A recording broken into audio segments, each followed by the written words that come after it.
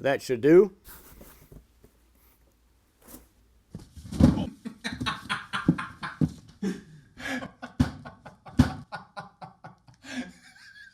And here they are. Man, I'm so excited about this. All right. Get the packing out.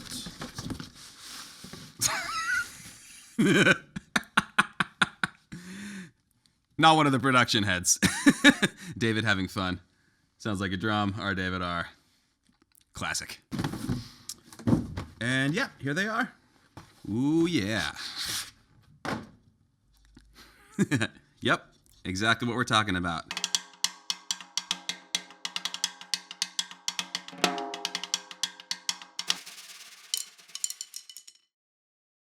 Okay, if you're not sure what's going on right now, that means you haven't watched part 1 of this video. Head over through the link below to rDavidr's channel. David is the other half of this project. Watch it first. Stop now and go watch that first, and then you'll understand what's happening here. Seriously, go here, watch this video first, or none of this is going to make any sense.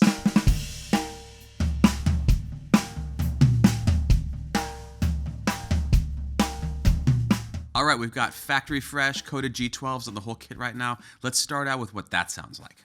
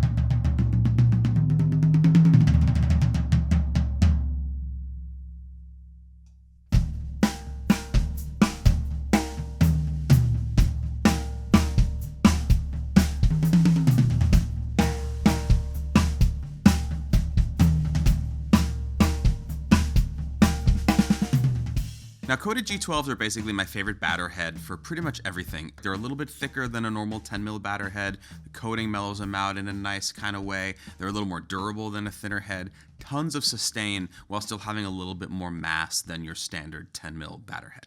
This makes perfect sense in terms of the physics of it because we've got more mass, and once we get it moving, it's going to sustain for longer. It's 20% thicker than a standard single-ply batter head. So there's more room for more sustain, and that's kind of maybe my favorite thing about these heads. You know, they match durability and sustain and tone in a really beautiful way. Now, we do a lot of experiments here, and we have some tools, but sometimes you just don't have the right tools or skills for the job, and that's where our friend David comes in. He has built up an amazing channel full of just like wild experimentations, a lot of which are centered around drums, and a lot of which are centered around drilling holes in things. You may have seen 100 rivets in a cymbal and his low-volume cowbell. It looks vaguely like a cheese grater. And we decided to hit him up. You know, we've been kind of pals on the internet for a while and wanted to do something with him. And so we sent him a set of our favorite heads to kind of see if we could adjust the tone and dial them in a bit of a different way. And now you're going to get to hear the result.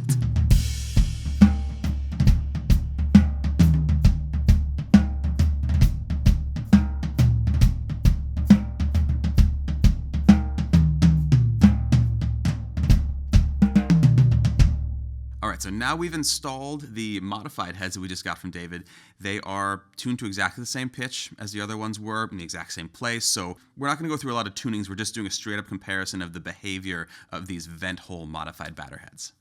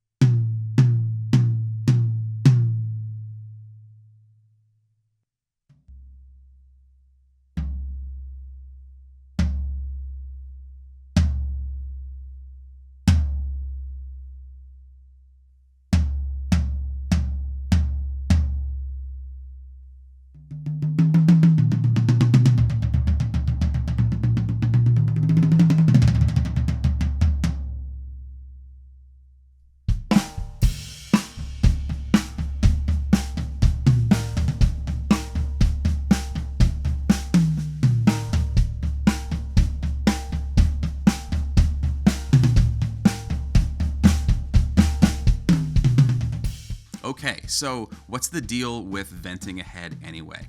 What we're talking about here, whether it's vents on a snare batter, a port in the front of the bass drum, it's about releasing air from the drum. And the number one thing that we're going after when we do this is to shorten the sustain, kind of focus the whole tone of the drum, but without losing the parts of the sound that we like. We're just trying to kind of compress it down, get a little bit of a fall off, and make it a little punchier, shorter, maybe easier to control, depends. What this is not for is controlling overtones. That's where you go into some kind of ring around the edge where you're adding mass to basically quell overtones, which does focus the fundamental, but that's really separate from trying to manage sustain when you still want to have a wide open sound. Now, I know coded G12s like the back of my hand. I've been playing them for years, and what's super fun about this is that it has all of the components that I'm accustomed to, but we've managed to actually get a surprisingly different sound out of them that does shorten the sustain, boost the attack a little bit, they still feel the same, and let's hear some more from these now.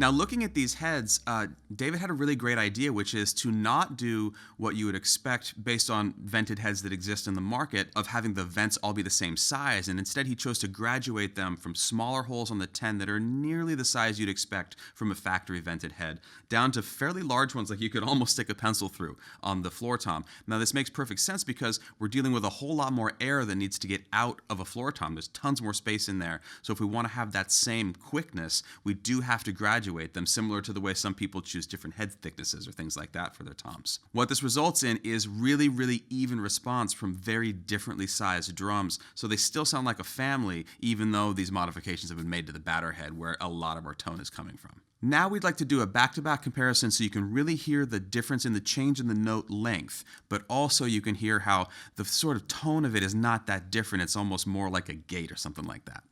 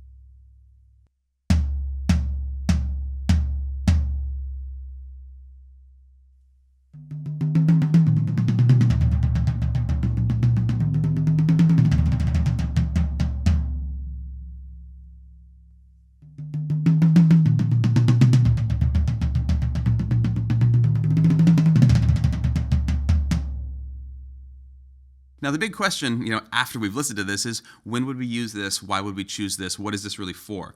Basically, it boils down to this. How much space do you want your notes to take up in the music that you're making? If you play a horn or a guitar, you have a lot of control over sustain. When you play drums, you have to do a little bit of adjustment to the instrument itself beyond just hitting it to adjust how much space each of these things is going to take up, whether it's muffling or head choice, or in this case, actually removing material from the batter heads themselves. Now, a lot of the time we want these things to be more subtle than you might think. We don't want to go all the way to a totally different sound. We want to use the sound that we like, but just dial it back a little bit. And basically, the closer we can get to the sound we're after at the instrument, the easier of a time we're going to have, whether live or in the studio, of getting that sound into the performance.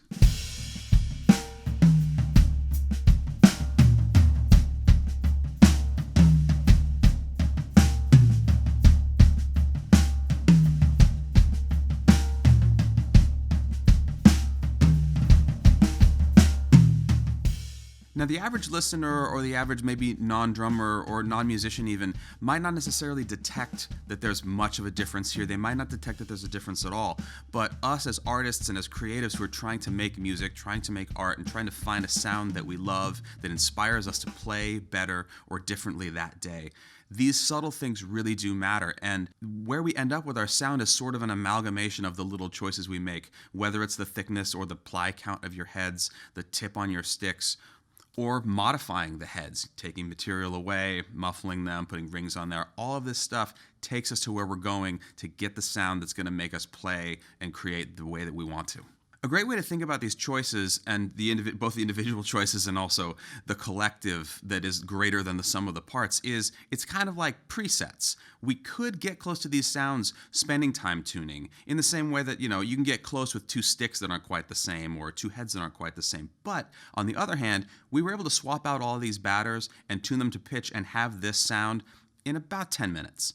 And if I was trying to modify the heads in real time that were already on there and go back and forth and listen and change and listen and change, it's going to eat up a ton of time. Whereas if I brought a second set of heads to the studio, which I almost always do, just like an alternative if we need a different sound, swapping them out is super fast. And if they're heads I'm familiar with, I mean, you really can't beat that. It's really a quick change that takes you into a whole different place. It's going to make you make different decisions, and they sound fantastic.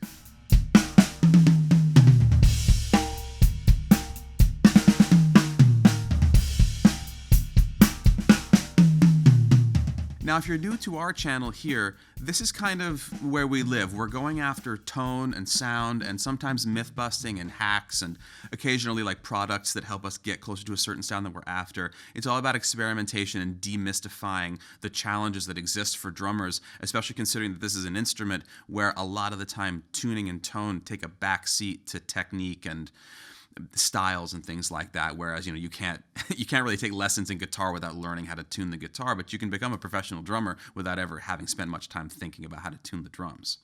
On the other hand, if you are a longtime viewer, this is kind of par for the course with things that we like to do here. But more importantly, I'm hoping you watched the first half of this, right? And you subscribe to David's channel too, right? Okay, good. Because he is one of the people on the internet that inspire us to do our own things. So we go and check him out. We've hung out. Great person, exciting ideas. That's the place that we want to be. We're thinking about experimentation. We're thinking about staying excited and inspired. And this has definitely done that for us here.